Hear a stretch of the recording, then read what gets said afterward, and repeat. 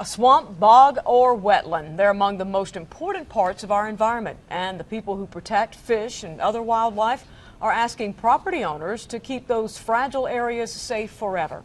News 13's Cheryl Barber has more about a new refuge plan for the mountains. The new wildlife refuge looks like this, a natural bog or a wetland that can support hundreds of wild creatures and plants. We have several endangered species that can only live in these particular wetland habitats.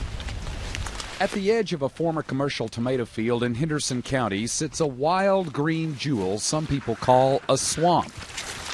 If this area were converted, were developed, you would lose untold numbers of species. And it is surrounded by a lot of development, so this is kind of like a natural island. This restored bog near a subdivision is known as the Rutledge Site. It will be one of the first wetlands in what will be called the Mountain Bogs National Wildlife Refuge.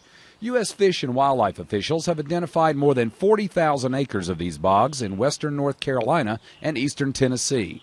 They hope to protect at least 23,000 acres like these, scattered across the mountains. But now what we'd like to do is take it a step further, reach out to some interested and willing private landowners, and see if they can help us establish western North Carolina's first national wildlife refuge. And it only occurs in Henderson County, North Carolina, and Greenville County, South Carolina, in the entire world. Kieran Rowe with the Carolina Mountain Land Conservancy shows us one of the rarest plants in the state, a bunched arrowhead which grows naturally here.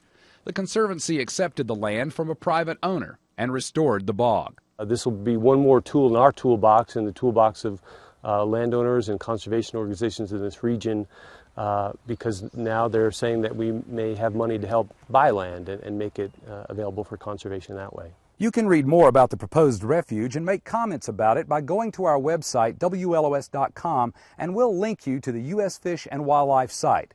Reporting in Henderson County, I'm Cheryl Barber, News 13.